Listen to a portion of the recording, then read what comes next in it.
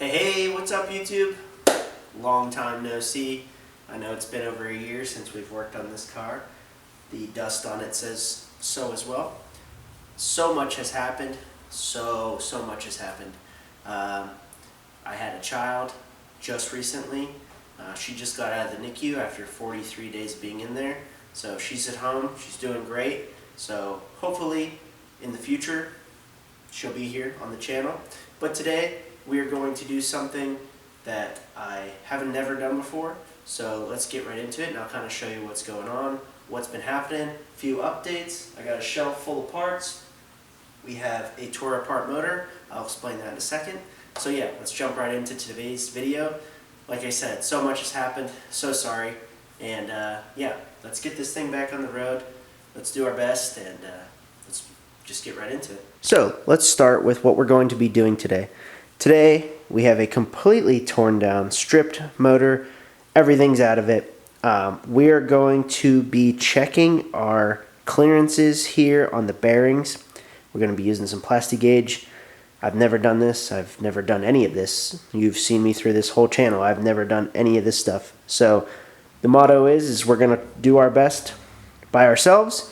And if it breaks on the dyno, well, at least I can say I did it. But what we're going to do today is we're going to check the clearances, and I'm going to explain why. So in the last video, 1 year ago, we removed the front subframe, and you all saw the beautiful motor sitting off to the side. What happened is that motor was really hard to turn over by hand, and I couldn't figure out why. I didn't know. Well, turns out I bought this motor off of Facebook. The kid claimed it had been, you know, brand new rebuild, easy, drop it in your car, fresh, ready to go. Clearly not the case. So here we have all our bearings at the bottom. No big deal there. But there's oil squirters in each cylinder right back here. As you can see, this one and this one are completely gone. 3, 4, and 5 are completely bent. And 6 is the only good one. It's supposed to be exactly like this one. Nice and straight with a little angle on it. As you can see, every single one of these is incorrect. Yes, and then obviously these two are broken. So, as you can see, each piston has this little groove in it right here. Yes, this allows for the skirt to go down and back up without hitting those. Fresh rebuild, easy, drop it in your car, ready to go. All 6 of these pistons were in completely backwards, like this. So the squirter was hitting here instead of back there. So this would prevent easy turning, right? When you spin the crank, the piston should go up and down easily without hitting those. Wrong. As soon as mine went down, it had insane resistance.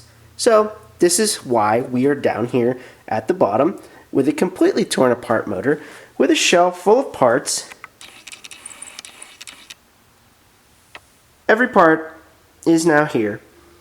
So do not trust the people that say fresh rebuild, easy, drop in, ready, off of Facebook. So, since we're here, I decided let's build it slightly. I'm not going to put pistons or rods in it, but I am putting cams and springs in it.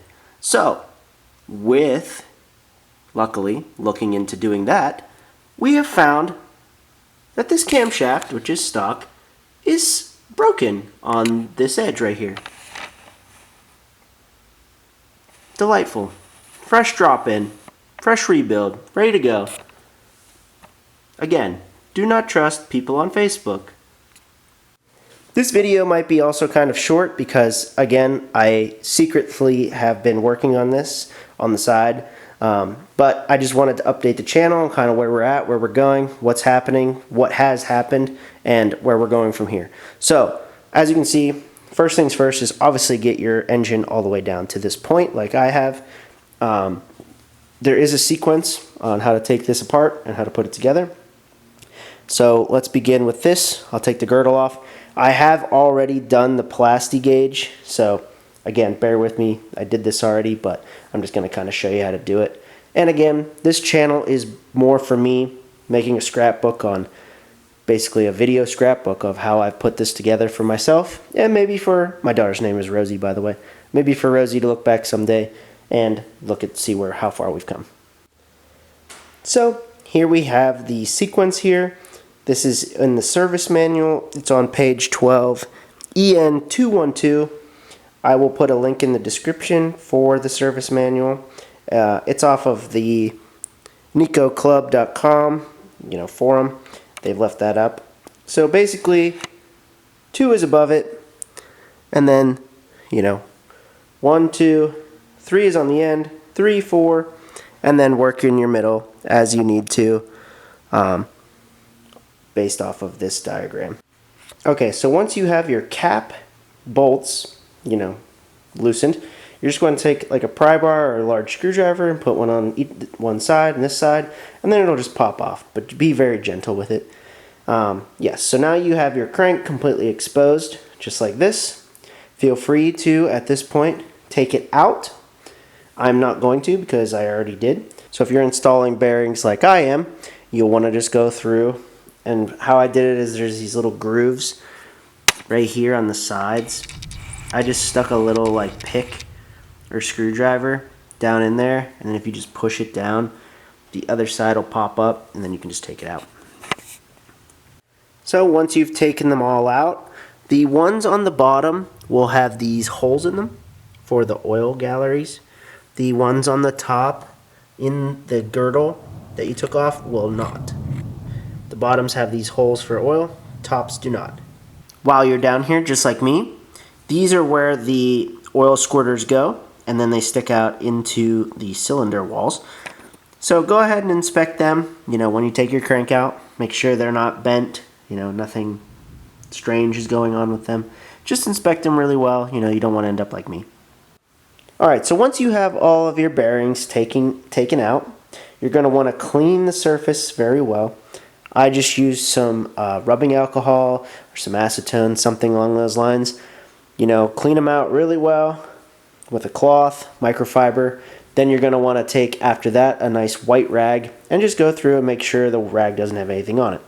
Then you're just going to want to use some air and just blow gently in all the holes and stuff. Make sure everything is out of there. You really do not want any lint, any metal, any nothing. You don't want anything in there.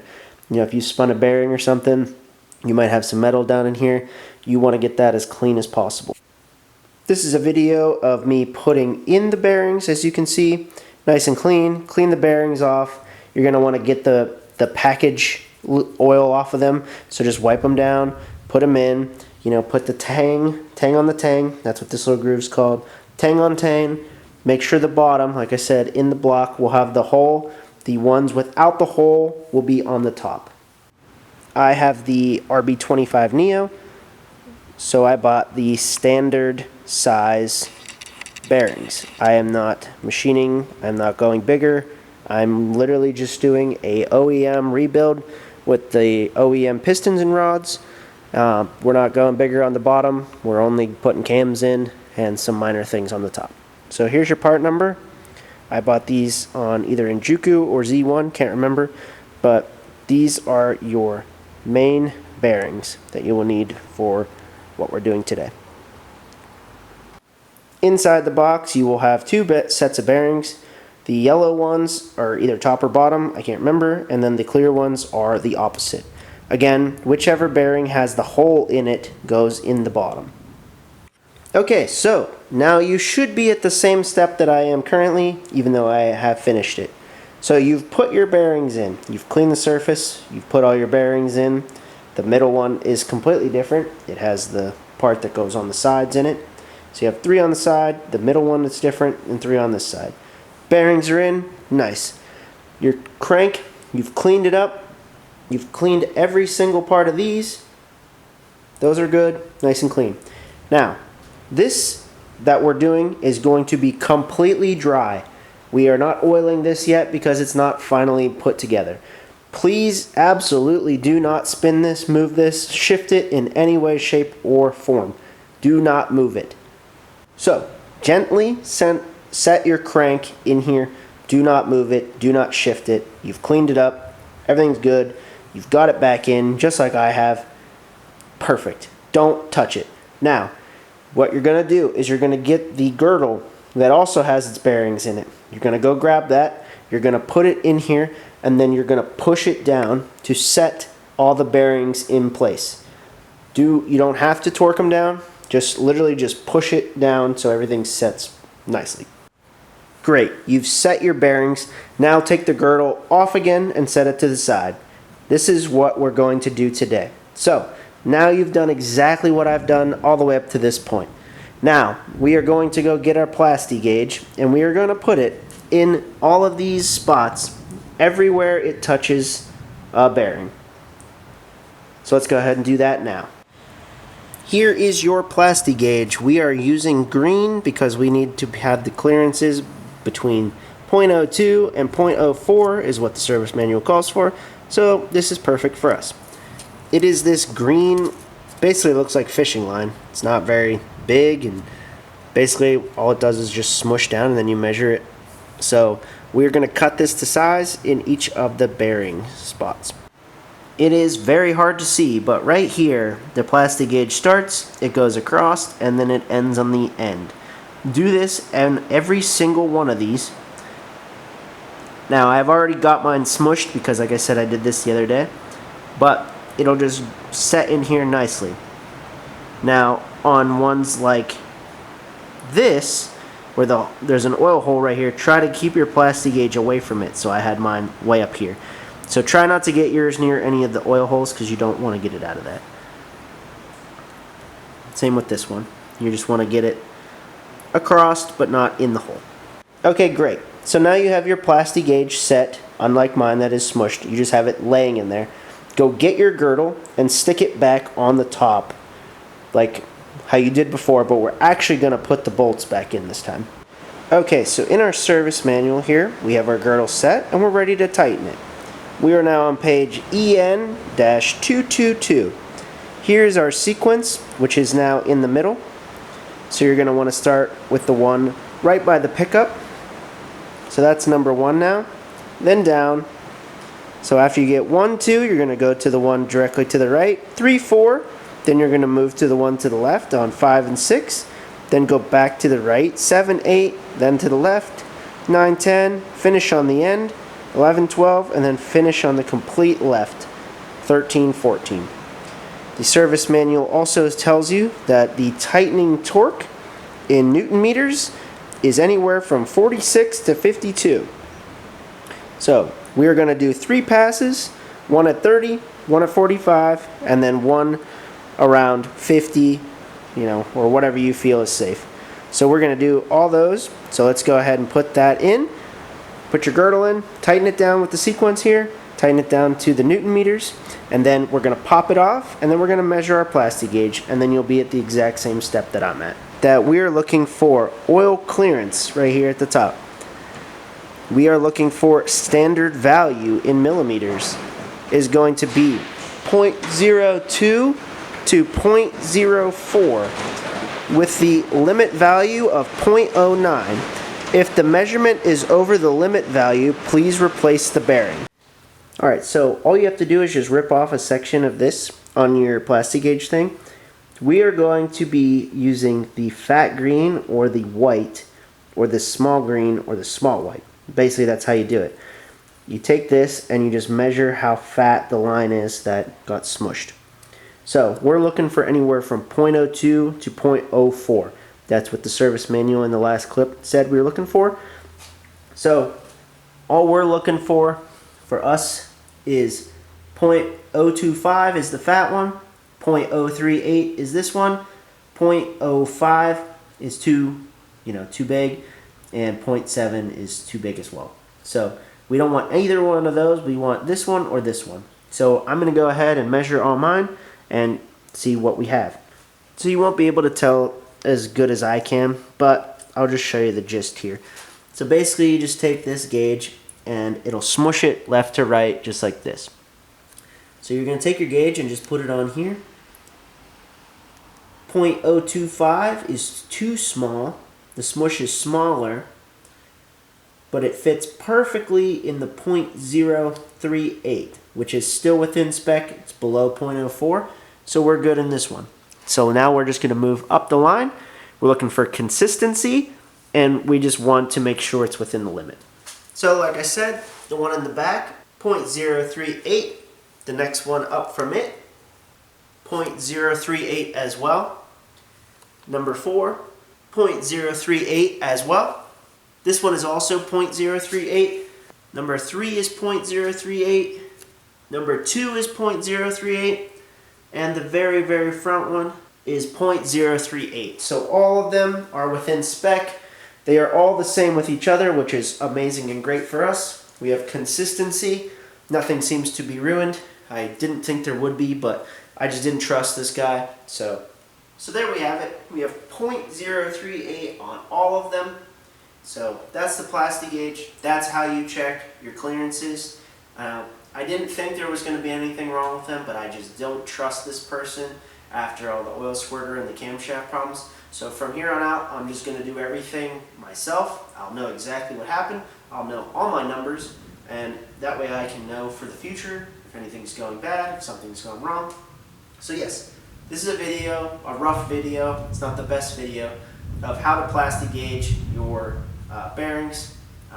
We used the green. This is for a OEM rebuild. Like I said, I'm not putting pistons or rods or oversizing anything.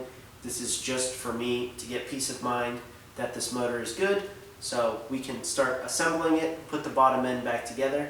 I will order the main studs now, and then in the next video we will start putting it all back together. So we are good down here. Our bearings are in. We have not touched the crank. Like I said, do not spin this. Don't touch it. Don't do anything. So now what we're going to do is we're going to take the crank out. We are going to clean the Plastigauge off. Then we're going to lube our bearings up with assembly lube, and then we will put the crank back in, put the girdle back on top, put our new studs in from ARP when I received them, and then we will torque everything down, and then we will move up the motor. The bottom will be good, and we can move on from there. So that'll end this video for today. Hopefully this is helpful. I'm sorry I kind of jumped around. I'm sorry I did everything kind of off camera and then came here. But that's the gist of how you Plastigauge something. So this is Fogel. I'll see you guys in the next one.